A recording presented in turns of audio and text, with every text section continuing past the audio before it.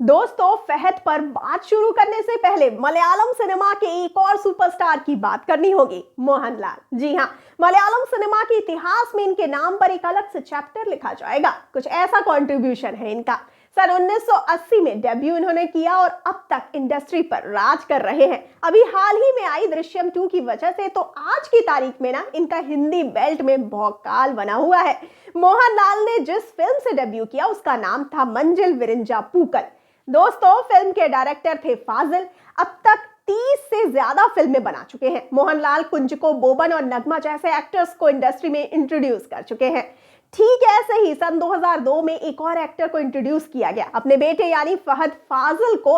Film थी कायेटेम दूरत, एक romantic comedy जहां सुपरस्टार ममूटी ने भी कैमियो किया, लेकिन फिल्म कुछ कमाल नहीं कर पाई। कॉमर्शियल और क्रिटिकल फेल्योर साबित हुई। दोस्तों, फहद की पहली फिल्म जो बहुत बड़ी डिजास्टर साबित हुई, उस समय फहद की उम्र थी महज 19 साल। कच्ची उम्र में मिली असफलता ने उन्हें एक चीज सिखा दी कि बिना पूरी तैयारी के किसी भी चीज में उतरना बेवकूफी है। उस पॉइंट पर फहद जानते थे कि उन्हें एक्टिंग नहीं आती। इसी वजह से फिल्म को मिले रिस्पॉन्स के लिए उन्होंने कभी भी अपने पिता को ब्लेम नहीं किया और चाहते तो आगे और भी फिल्में कर सकते थे। करियर के शुरुआती पड़ाव में कॉमर्शियल सक्सेस देख सकते थे, लेकिन उस सक्सेस से एक अलग फहद बनकर तैयार होता, एक अलग किस्म का एक्टर। वो फहद नहीं जिसे हम आज जानते हैं, और ऐसा वो खुद मानते हैं। इसीलिए एक्टिंग से ब्रेक लिया, 7 साल का ब्रेक दोस्तों। इसी दौरान अपनी पढ़ाई पूरी करने का फैसला लिया, आगे पढ़ने के लिए अमेरिका चले गए। फहद अमेरिका से इंजीनियरिंग की पढ़ाई कर रहे थे। उन दिनों में उनका निकुंज नाम का एक दोस्त था। दोनों में एक चीज कॉमन, दोनों को इंडियन फिल्म्स देखना पसंद था, पर आसपास इंडियन फिल्म्स देखने का कहीं कोई जुगाड़ नहीं था।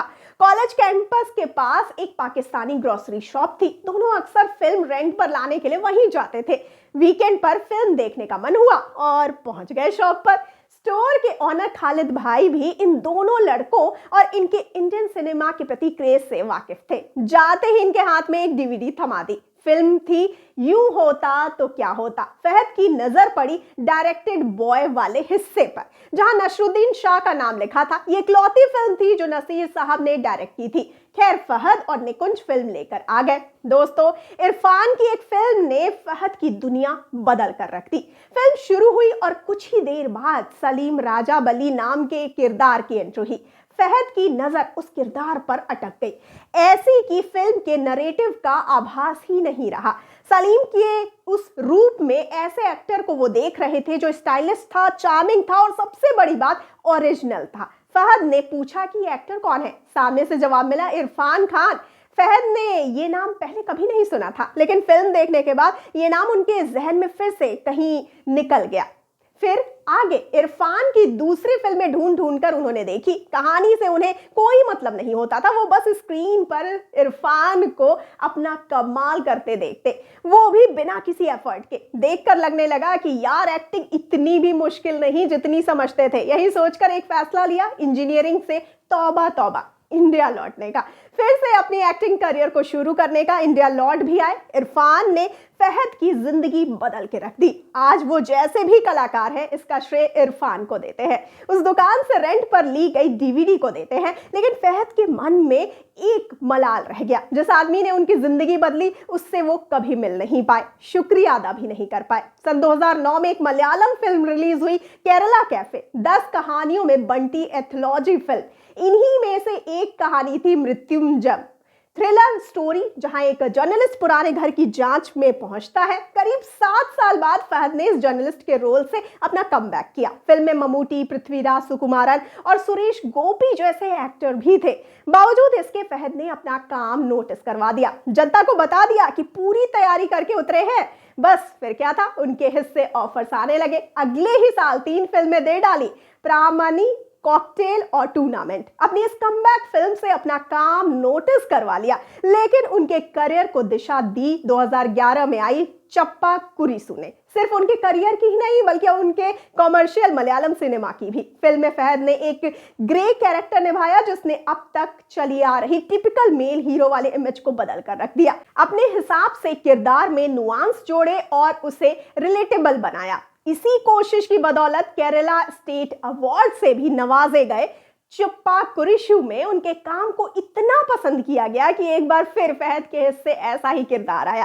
फिल्म थी सन 2012 में आई 22 फीमेल कोटायम, एक रिवेंज थ्रिलर जहां फहद ने एक नेगेटिव किरदार निभाया। क्रिटिक्स और ऑडियंस दोनों से बराबर तारीफ मिली, यहां तक कि बेस्ट एक्टर का फिल्म फेयर अवार्ड भी जीता। लेकिन उन्हें असली पहचान मिली चप्पा कुरिशु से। फहद के रोल के अलावा चप्पा कुरिशु को एक और चीज के लिए याद रखा जाता है, अपने 2 मिनट लंबे किसिंग सीन के लिए। फिल्म के एक्टर्स फहद फाजिल और रम्या नंबीसन के बीच का सीन, उस समय का मलयालम सिनेमा इंटीमेट सीन्स को लेकर इतना लिबरल नहीं था। जाहिर है ऐसे सीन पर विवाद तो होना था और हुआ भी, खूब हल्ला कटा। लेकिन यह भी कहा जाता है कि इसी सीन के बाद कॉमर्शियल मलयालम सिनेमा स्क्रीन पर इंटीमेट सीन दिखाने में कंफर्टेबल भी हो गया। दोस्तों, सन 2012 खत्म होते होते फहद के हिस्से कई थ्रिलर फिल्में आ चुकी थी, पर आया 2013। सोचा कि अपने फिल्मोग्राफी में वेरिएशन लाया जाए। सिनेमेटोग्राफर राजीव रवि भी उस समय डायरेक्शन की दुनिया में कदम रखना चाहते थे। राजीव रवि वही शख्स है जिनके कैमरे से आपने गैंग्स ऑफ वासेपुर, उड़ता पंजाब, देवडी और बॉम्बे वेलवेट जैसी फिल्मों की दुनिया देखी। खैर, राजीव उस पॉइंट पर अन्यम रसूलम बना रहे थे। लीड रोल के लिए फहद को अप्रोच किया, फहद मान गए। कहानी सिंपल सी थी, सिंपल पर टिपिकल नहीं। एक मुस्लिम लड़का जो एक क्रिश्चियन लड़की से प्यार करने लगा। जाहिर है कि घर वाले नहीं मानते। इसके बाद इनके रिलेशनशिप में क्या मोड़ आता है, यही फिल्म की कहानी थी। फिल्म में एक्शन और कॉमेडी की कहीं कोई गुंजाइश नहीं थी, जिस कारण फहद को मौका मिला अपनी इमोशनल साइड को एक्सप्लोर करने का, जो उन्होंने बखूबी किया था।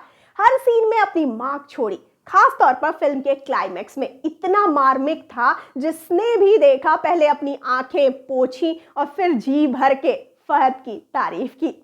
दोस्तों, आपको बता दें कि हमने आपको आज की कहानी में बताई है पुष्पा 2 के सबसे खतरनाक विलेन भंवर सिंह शेखावत की कहानी। तो दोस्तों, आपको ये कहानी कैसी लगी हमें जरूर बताइए कमेंट सेक्शन में कमेंट करके, और जाते जाते इस वाले वीडियो को कर दीजिए लाइक और शेयर, और चैनल को सब्सक्राइब करना बिल्कुल ना भूलिए। और मुझे यानी श्रुति को दीजिए इजाजत। नमस्कार।